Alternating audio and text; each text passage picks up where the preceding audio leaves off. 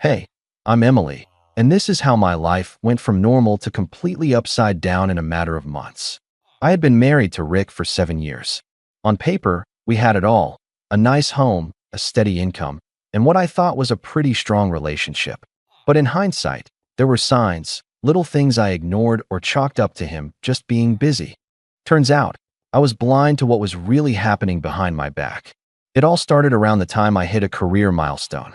I had been working as a marketing manager at a tech company, and I had worked my butt off to get where I was. But then Rick came to me with an idea. He said, I think it would be best for our marriage if you quit your job. We need more time together, and I need you here, with me." I was taken aback. He had always been supportive of my career. We had even talked about how we balanced both our jobs and our relationship. But now, it felt like he was suddenly pushing me to quit. He said that working all the time was starting to hurt our marriage. I mean, we had a nice life, but he wasn't wrong in saying that I was stressed and stretched thin. Still, it felt like an odd request. But he was so insistent. "It's just temporary," he promised. "We'll be happier if you focus on us." After a lot of back and forth, I gave in. I thought, maybe he was right. Maybe it was time to put our relationship first. So, I handed in my resignation and started focusing on being there for Rick, cooking dinner, planning weekend getaways, and being the wife he always wanted. I didn't even question it too much. I trusted him. But looking back, I should have seen the warning signs. What did I really give up? And why did he need me to be so available? Months passed, and the pressure of living in a constant state of togetherness started to weigh on me. Rick wasn't the same. He started getting distant, working late, being distracted, leaving his phone face down when I was around. I told myself it was just stress from work. But in my gut, I knew something wasn't right. And then one night, he dropped a bombshell. "I'm in love with someone else," he said, sitting me down on the couch. The words hung in the air like a thick fog. I just stared at him, completely numb. My mind was racing, but I couldn't even process what was happening. "What?" I whispered. "I'm sorry, Em," he said, voice shaking slightly. "But it's true. I've been seeing someone else. She's younger. I've fallen for her, and I think it's time for us to go our separate ways." I couldn't speak. My chest felt tight, like the air had been sucked out of the room. All the sacrifices, all the effort I put into our life together, it meant nothing. He had checked out without even giving me a real chance. I don't know what to say. I finally choked out. And then he said something that felt like a knife to my heart. "You should have focused on us. I didn't want to have to ask you to quit your job, but you never made time for me. This is your fault too, you know." And with that, he stood up, walked out the door, and left me with nothing but his words ringing in my ears. But what he didn't know was that he had just opened a door I hadn't seen coming. For the next few days, I felt like I was in a daze. I had just lost the man I thought I would spend the rest of my life with. And worse, I had sacrificed my career for a man who couldn't even be honest with me. But then it hit me. There was one thing I could do. I could make sure the other woman knew exactly what kind of man she was dealing with. So I did some digging. Her name was Sarah. She was in her mid-20s, and from what I could gather, she worked in marketing at a small firm downtown. Rick had told me she was just someone he met through work, but I knew better. I knew exactly who she was. I found her Instagram. It wasn't hard, and the photos they had posted together made me sick. There they were, smiling like a picture-perfect couple, not knowing the truth about the man they both loved. I needed to talk to her. I sent her a simple message, one that was calm but direct. "Hi, Sarah. My name is Emily, and I'm Rick's wife. I'm sorry to do this, but I think you deserve to know that he's been married to me for 7 years. He's been lying to both of us, and I wanted to make sure you knew the truth." The reply came quickly. "What?" It was short, but I could hear the shock in her words. "I know this is a lot, but I just wanted you to be aware of who you're involved with," I continued. "Rick's been lying to you about his life, and I think you deserve to know.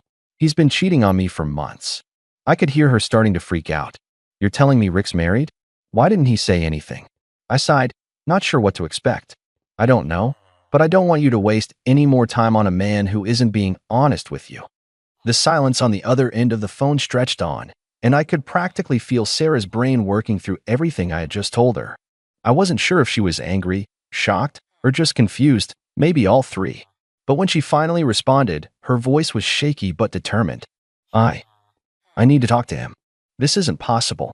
I don't know what to say to you right now, but I appreciate you telling me." I can't believe he lied to me like this. I could tell she was trying to process everything, but I wasn't going to let her off the hook. Look, I get that this is a lot, but don't let him manipulate you like he did me. I thought I knew who he was too.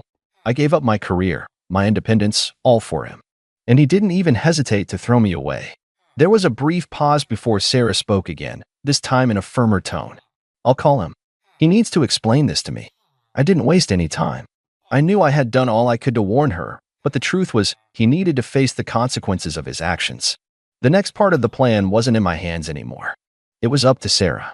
I didn't hear from Sarah the rest of that day, but I was glued to my phone, half expecting a call or a message from Rick.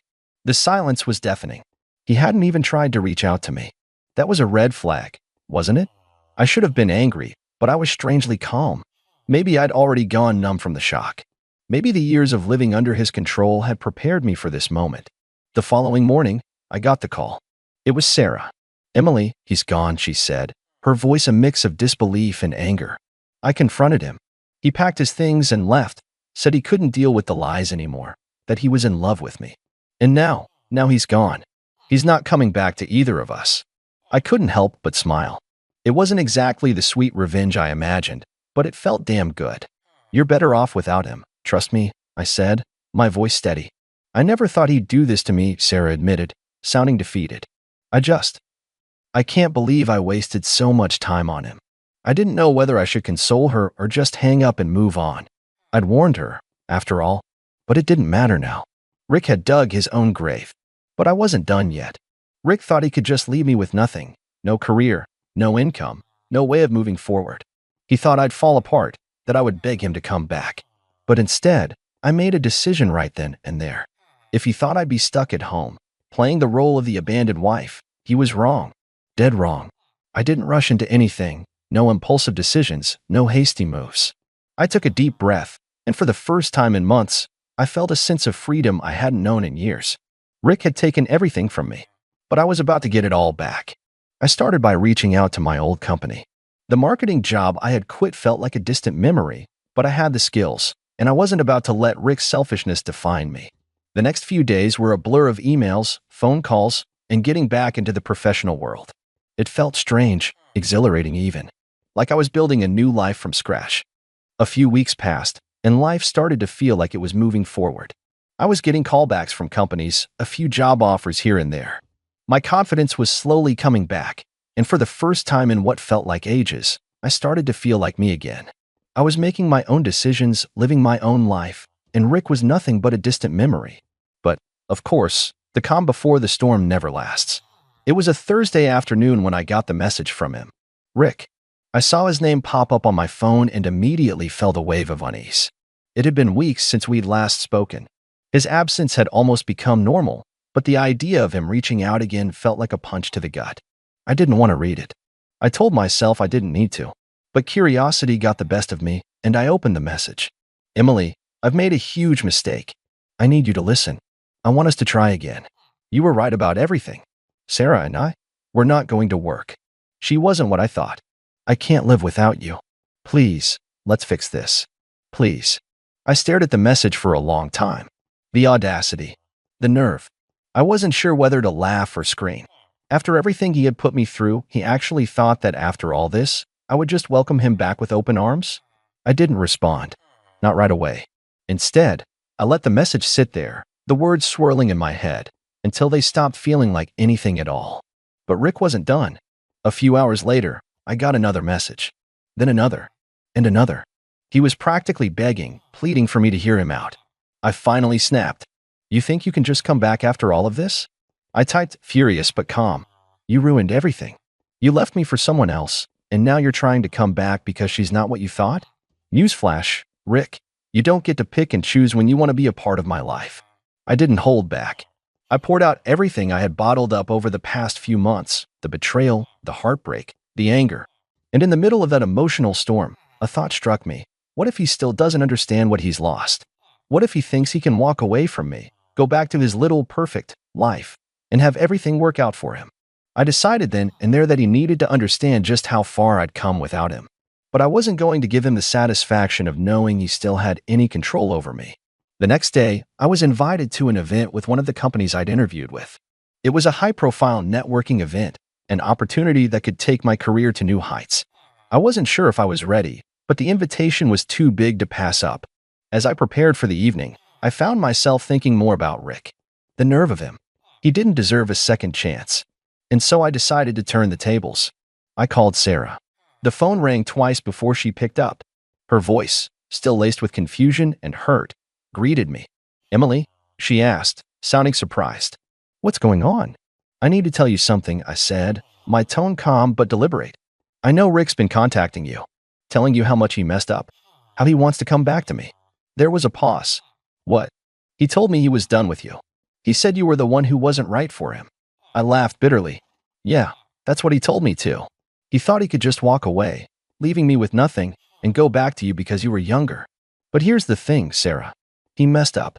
He messed up so bad that he's now scrambling to fix everything. And I'm not going to let him think he can just come crawling back." "What are you doing?" Sarah asked, her voice tinged with both fear and curiosity. "What's your plan?" I smiled to myself. "I'm going to show him what he really gave up. You see, Sarah, you've been used. And you've been hurt, just like I was.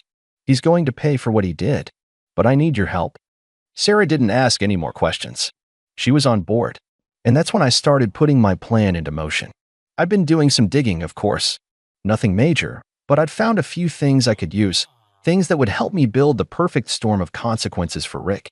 He thought he could walk away and start fresh, playing the role of the victim, while I was left to pick up the pieces. But he had no idea how much I knew, or how much I had the power to unravel. It wasn't just about getting back at him. It was about showing him the true extent of his actions. I wanted him to understand that this wasn't just a minor inconvenience for him. No, he was going to lose everything. And he was going to realize that everything he had left, I'd helped him build. I already knew Rick's boss, Valerie, through some of the connections I had made during our time together. She'd always seemed like a strong, no-nonsense woman who didn't put up with crap. I had the perfect ammunition. You see, Valerie had been around when Rick first started working for her company. She knew how much he'd grown, how much his career had flourished because of the opportunities one had helped him seize. I had helped him build his image, helped him become that ideal employee. But that image was about to crumble, and I had just the right person to help me knock it down. I picked up the phone, dialed her number, and waited for her to pick up. When she did, I wasted no time. "Hey, Valerie," I greeted her, keeping my tone light but purposeful. "This is Emily, Rick's ex-wife." "Emily," she said, sounding a little surprised. "How are you?" "Well, I'm doing much better now. Thanks for asking," I replied, trying to keep my voice steady. "I was actually wondering if I could talk to you about something that happened a while ago. Something that might concern you, given the recent changes around Rick." There was a brief pause on the other end. I could almost hear her interest peaking. "What are you talking about?" I leaned in, a smile playing at the edge of my lips. "I'm sure you've heard the rumors about Rick and his relationship with Sarah. But what you probably don't know is that it wasn't just a breakup. You see, Rick had been cheating on me for months before he left, and he was seeing Sarah while still with me. I think it's important that you know the kind of person you're dealing with. It's not just about what he did to me, it's about what he's been hiding. If you value integrity in your workplace, I think you should know the kind of man he is. And I'm not sure you want someone like him representing your company."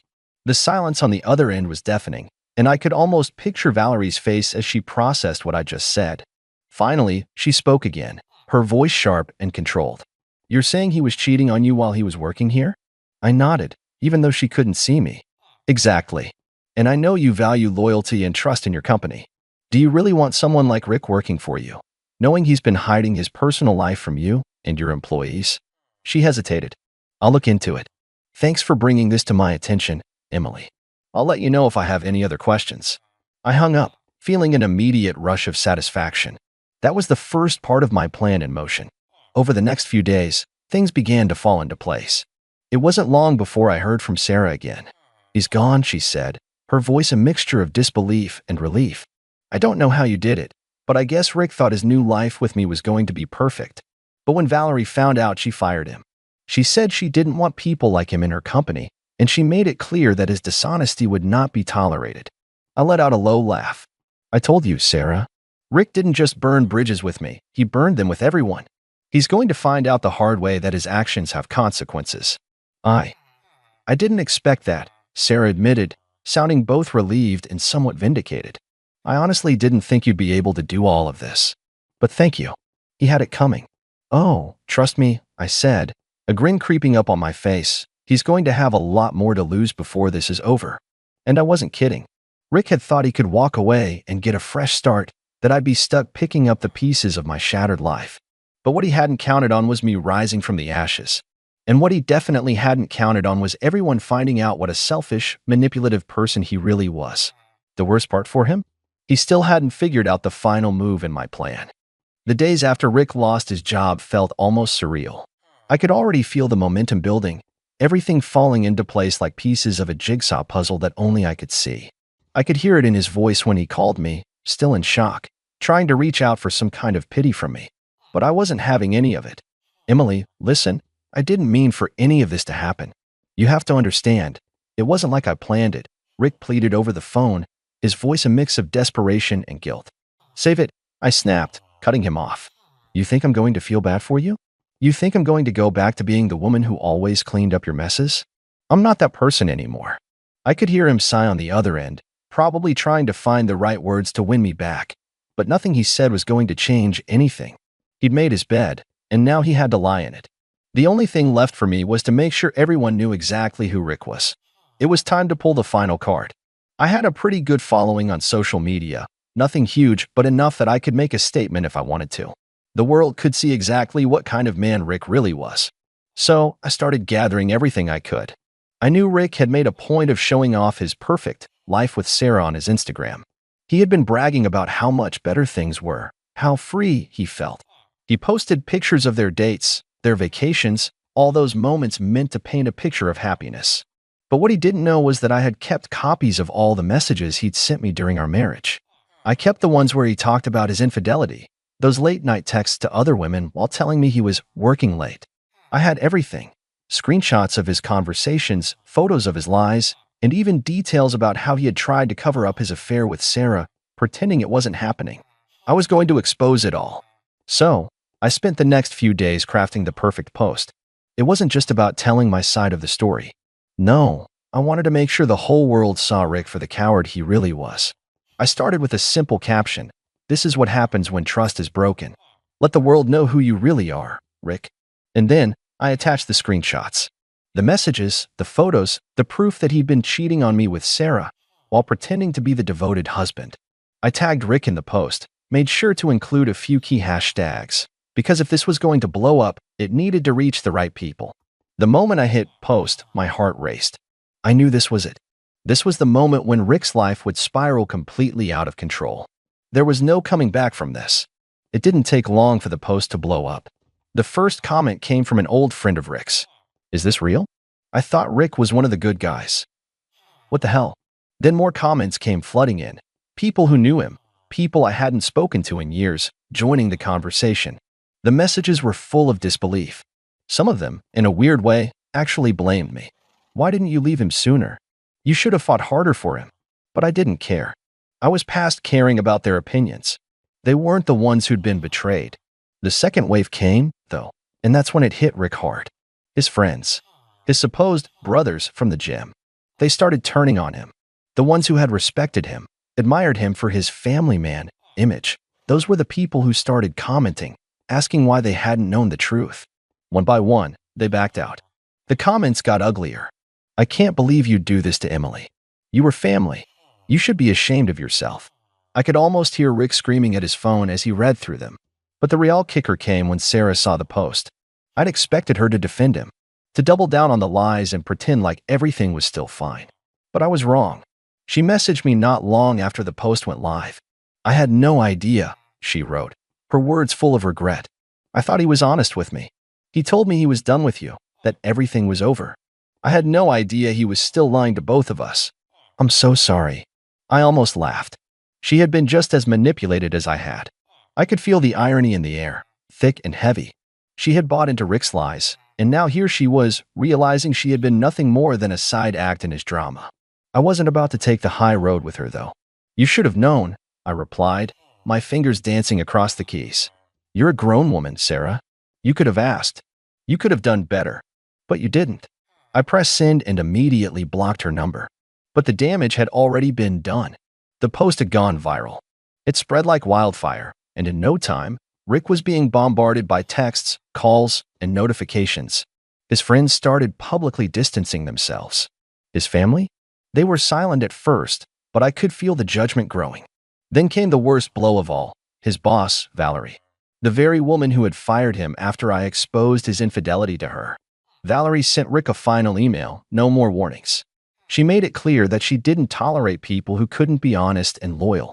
He'd been caught in his lies, and now he was being cut loose from every avenue he had relied on to stay afloat. She had no room for someone like him in her company, and she made it clear that his unprofessional behavior would never be tolerated in her workplace again. Rick's fall from grace was swift. He couldn't hold on to his job anymore. His friends weren't calling. His family had turned their backs on him. His social media was flooded with people calling him out. He was a laughingstock, a man who had thought he could get away with everything, and now the world knew the truth. And me? I was finally free. I didn't need Rick's approval anymore. I didn't need anyone's validation. I was living my life for me now, building my own success. I didn't need to beg for attention or apologize for the things I had done. I had reclaimed my power, and I was going to keep moving forward, stronger than ever. But Rick? Well, he was now exactly where I wanted him to be, at rock bottom.